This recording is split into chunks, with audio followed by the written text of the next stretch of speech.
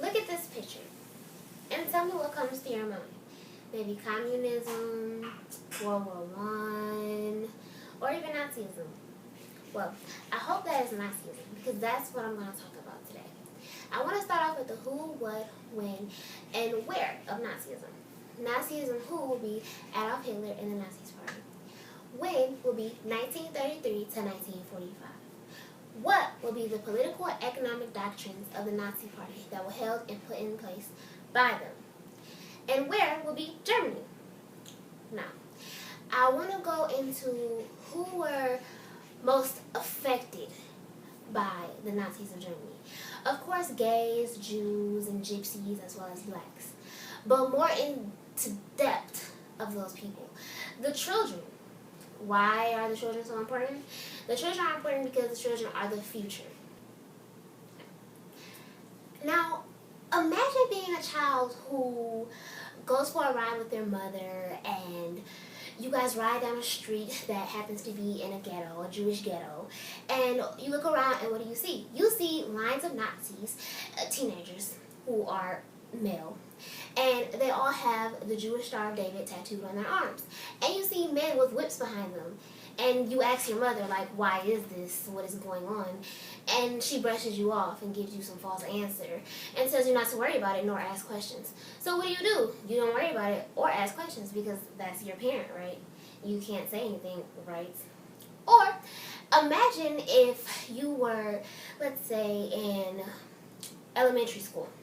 And you have a friend, and you and this friend are the best of friends. You see him every day when you come to school.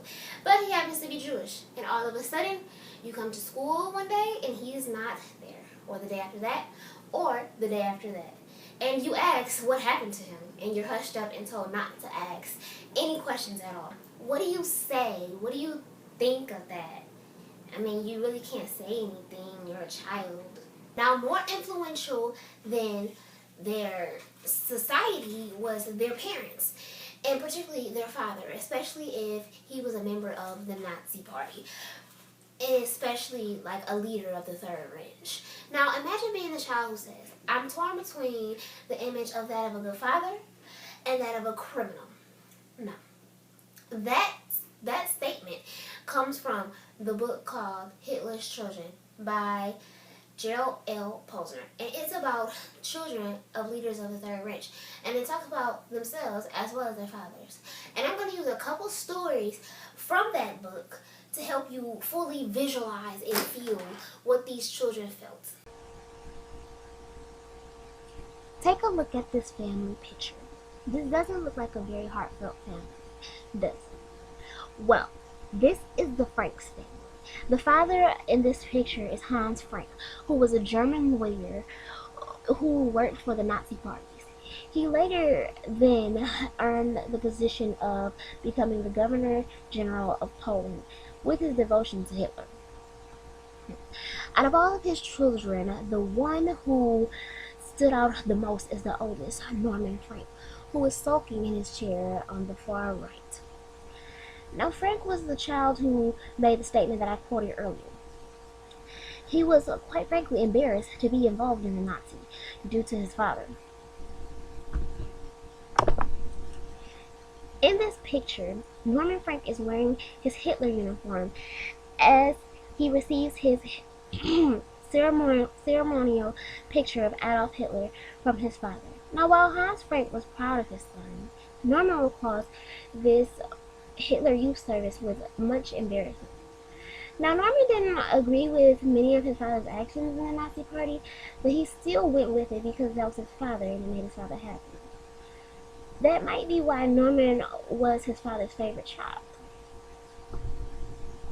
Norman struggled with the feeling of guilt for the things that his father did. In fact, even Norman's wife stated that he believed that he didn't deserve to be happy after what his father did.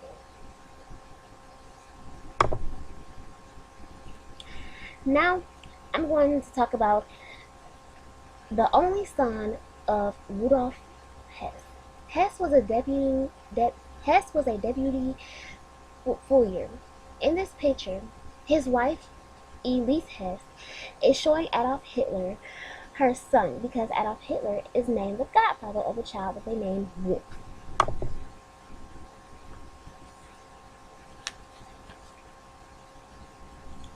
Wolf stated that the title war criminal for my father means nothing.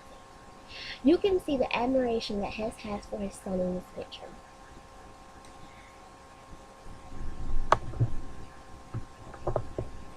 Rudolph later dies in a mysterious death in 1987. Although it was deemed a suicide by Allied officials, Wolf admittedly contends the evidence points to murder. Now listen to the story behind this picture. In March 1956, 12-year-old Rolf accompanied his cousin, Karl Heinz, for a skiing vacation in the Swiss Alps. There, he was introduced to an Uncle Gregor, a family visitor from Argentina. In this photo, Gregor hugs both boys while staring at Rolf. Unknown to Rolf, Gregor was actually Joseph Mengele. Rolf, who thought his father died in action during the war, would discover the truth in another 4 years. Imagine that. This is Nazi member Karl Sauer, whose son Klaus said that he was not only a real Nazi, but also a bad father. In this picture, this is Sauer with another one of his sons named Karl Jr. In 1953, he enforced harsh living upon his children because he was frustrated by his business setbacks. Now, I'm done, but I hope I sparked an ounce of emotion in all of you to understand how these children felt. But what would Nazism be without communism? And 3 to 5 million other victims, including Polish, Russian Christians, Jehovah's Witnesses, gypsies, homosexuals, and political opponents of the Nazi regime. This period took place from January 30th, 1933 to May 8th, 1945, during World War I. It all began when Adolf Hitler came to power and him and the Nazi Party led the Holocaust. This is a quote from Hitler himself. "When I came to power, I did not want the concentration camps to become the old age prisoner homes, but instruments of terror."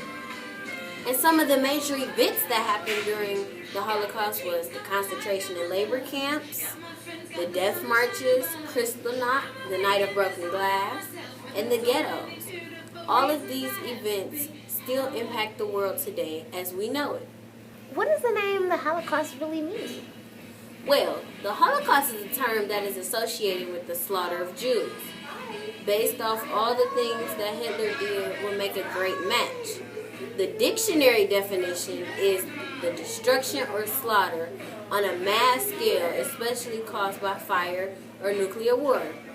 With all the things that was going on during this period, including World War I, technically the Holocaust was a nuclear war within itself. The name Holocaust is not only pertaining to the Jews, the gypsies, the homosexuals, and the handicapped, but in my book, Morshwit Journal for the Study of Holocaust and Anti-Semitism, here's a quote. "The Holocaust fundamentally challenged the foundations of civilization. Survivors can still bear witness to the horrors that engulfed the Jewish people, the terrible suffering of many millions of other victims of the Nazis has left an indelible scar across Europe as well." But what is anti-Semitism? Anti-Semitism is the hatred of Jews and the rejection of Judaism. It stems back from European Christians' culture, which have passed this hatred intellectually and socially from generation to generation. It's been passed through ideas, beliefs, opinions, books, instruction manuals, and even artwork. Anti-Semitism actually is hostility toward or discrimination against Jews as a religion, ethnic, or racial group. When anti-Semitism was big in Europe, the Jews and non-Jews did not have a social, economic, political, religious, or ideological sake. Whether religious or racial, anti-Semitism is always repugnant. One of the most destructive manifestations of human stupidity and evil.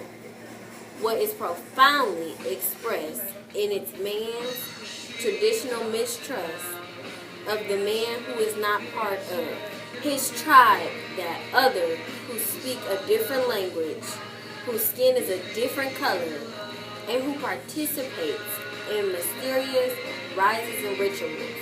That's a quote from Mario Vargas Llosa.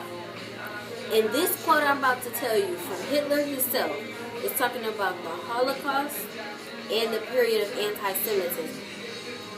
Providence has ordained that I should be the greatest liberator of humanity. I am freeing man from the restraints of an intelligence that has taken charge from the dirty and degrading self-mortifications of a false version called conscience and morality, and from the demands of a freedom and personal independence which only a very few can bear. Does anyone know what these pictures are? Who they're about? What do they symbolize? Why is one picture red and the rest black and white? Well, the red picture is the swastika, which was the Nazi symbol which they would wear on their uniform. Who are these people? Who is that man? Well, you have the Jews, Adolf Hitler, the leader of the Nazi regime, Kristallnacht, the Night of Broken Glass, the Jews from the concentration and labor camps,